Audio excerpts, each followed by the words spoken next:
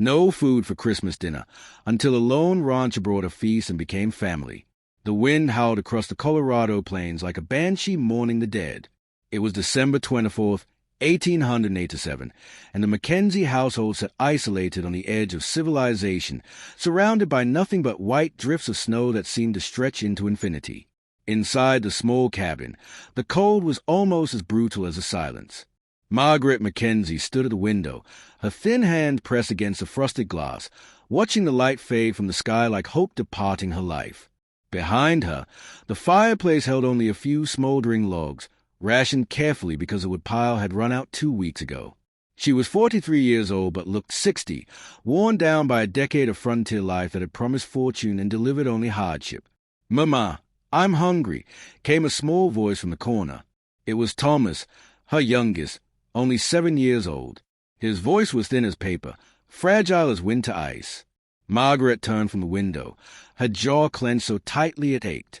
She had nothing to give him. No bread, no meat, no vegetable preserve from the summer garden that had failed miserably this year. The crops had withered in July, struck by a drought that lasted 3 brutal months. The chickens had stopped laying eggs in August, and when the first snow came in October, she had understood with absolute clarity that Christmas dinner would not happen. Christmas morning would pass like any other day, with empty bellies and emptier hopes.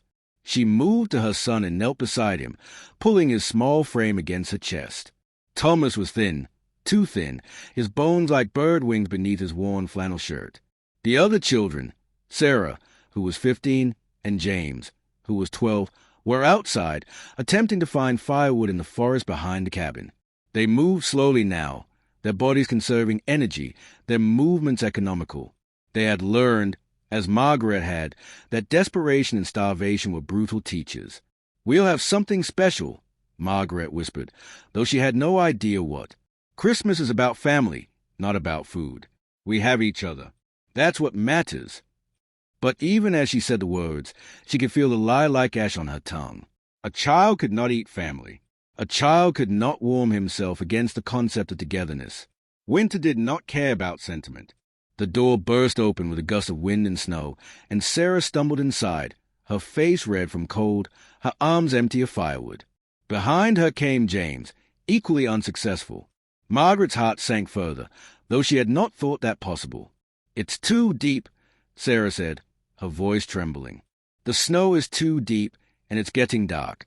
We couldn't find anything." Margaret nodded slowly. She had expected this. The reality of her situation was that Christmas was coming, and they would face it with nothing but thin broth made from boiling leather and water, flavored with salt they could barely afford. It was at that moment, when Margaret had resigned herself to the cruel mathematics of starvation, that the horse appeared at their door. He emerged from the darkness and the snow like a ghost, a massive stallion the color of burnished copper, his breath creating clouds of white in the freezing air. But it was the rider that commanded attention. He was tall, broad-shouldered, with a weathered face that suggested he had lived through more winters than most men survived. His eyes were the color of winter sky, pale blue, distant, holding secrets. He was a rancher, clearly, dressed in heavy canvas and leather, his face half covered by a scarf wrapped against the cold. Behind him, attached to his saddle, were packages, real packages, wrapped in burlap and twine. Margaret's breath caught in her throat. The man dismounted with the careful grace of someone whose joints protested every movement. He was not young. She guessed him to be in his 60s, but he moved with the strength of someone who had spent his life working the land. He approached the cabin door and knocked, not with the tentative rap of a stranger, but with the confident knock of someone who belonged anywhere he chose to enter. Margaret opened the door, and the cold air swept past her like a living thing. The man stood before her, snow collecting on the brim of his hat, his eyes studying her face with an intensity that made her want to look away. "Name's Samuel Creed," he said, his voice rough but not unkind. "Got a ranch about 6 miles east, across the ridge. Saw smoke from your chimney 3 days ago. Figured somebody was home, but the snow's been too thick to visit proper." Margaret said nothing. She was afraid to speak, afraid that if she opened her mouth, she would ask him for help, and she could not bear to beg. Samuel's eyes moved past her, taking in the thin children, the meager fire, the apparent poverty that hung over the cabin like a shroud. His jaw tightened. "It's Christmas Eve," he said. It was not a question. It is, Margaret replied quietly. You got food for the holiday. Margaret turned away. She could not lie to his face, but she could not admit the truth either. The silence was answer enough. Samuel Creed stepped inside the cabin uninvited, bringing with him the cold and the snow and something else, an absolute certainty that things were about to change. He began untying the packages from his saddle outside, carrying them in one by one, depositing them on the rough wooden table that dominated the cabin center. Thomas watched with wide, hungry eyes. Sarah and James emerged from their corner, sensing that something extraordinary was happening. The first package revealed a turkey, plucked and dressed, ready for cooking. The second contained potatoes, onions, carrots, and turnips, vegetables that had been stored in Samuel's root cellar, preserved in the darkness and cold for just such a moment. The third held flour, sugar, butter, and eggs. The fourth contained canned peaches, preserved fruits, and honey. The fifth held dried bread, hard as stone but precious beyond measure. Margaret watched in silence, tears beginning to form in her eyes. She did not understand. Strangers did not bring feasts. Strangers did not appear from the snow like angels of mercy. Why? She whispered. Why are you doing this? Samuel Creed was arranging items on the table, his movements deliberate and careful. He did not answer immediately. Instead, he knelt down to Thomas, who was staring at the turkey with a kind of longing that broke the hearts of those who witnessed it. What's your name, son? Samuel asked. Thomas. The boy replied, his voice small. Well, Thomas, I'm going to tell you a story. About 60 years ago, I was a boy much like you, maybe a year or two older. It was Christmas Eve, and my family had nothing. Not a scrap of food, not a log for the fire. I thought we would die that night, truly thought it. I could see it in my mother's eyes, that she believed it too. Samuel sat down on the floor, bringing himself to eye level with Thomas, who listened with the desperate attention of a child hearing something that might save his life. A man came to our door, a man we didn't know, and he brought food and warmth, and he stayed with us through the night. He was the only good thing that happened to us all that winter. My mother lived, and my siblings lived, and I lived, and that man never asked for anything in return, never even told us his name. He just left the next morning, and I never saw him again. Samuel's eyes moved to Margaret. I've carried that debt my whole life, never had the chance to repay it to the man who saved us, so I figured I'd pay it forward, help someone else the way he helped my family. Margaret felt something crack open inside her chest, something that had been sealed shut by the weight of desperation. She sat down heavily in a chair and began to weep. Thank you, she said. Thank you, thank you, thank you. Samuel stood and placed a weathered hand on her shoulder. No thanks needed. This is what people do for each other. This is how we survive, not alone, but together. That Christmas Eve, the Mackenzie cabin was transformed. Samuel showed Sarah how to prepare the turkey, teaching her techniques he had learned over decades of frontier cooking. He worked with James to rebuild the fire, adding wood from his own supplies, creating warmth that had seemed impossible hours before. He played with Thomas, making him laugh, a sound that seemed to shine brighter than any candle. Margaret worked alongside Samuel in the kitchen, and for the first time in years, she felt something other than fear. She felt hope. She felt cared for. She felt human again. When Christmas dinner was served at sunset, the table held more food than the Mackenzie family had eaten in the previous 3 months combined. The turkey was golden and fragrant. The vegetables were soft and seasoned with butter. The bread was warm and real. And the peaches, preserved in their own sweetness, tasted like heaven on earth. As they ate, Samuel told stories of his life, of cattle drives and harsh winters, of friendships formed in bunkhouses and loss of distance and death.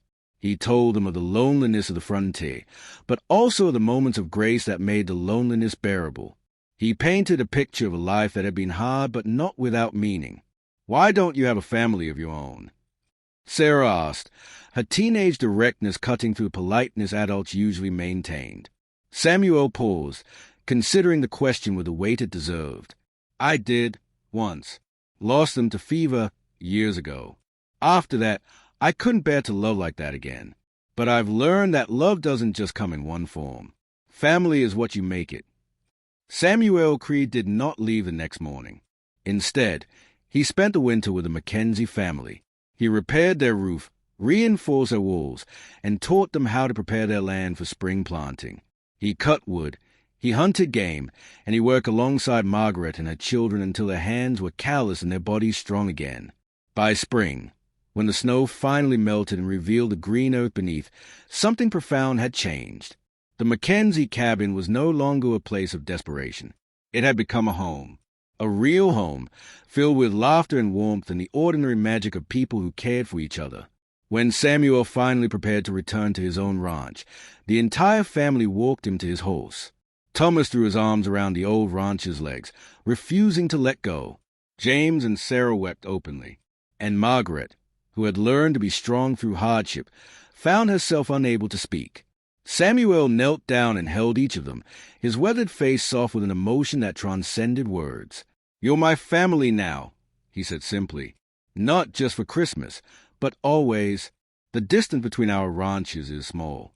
I'll visit often, and you're welcome at mine anytime. We've got each other now. That's what matters."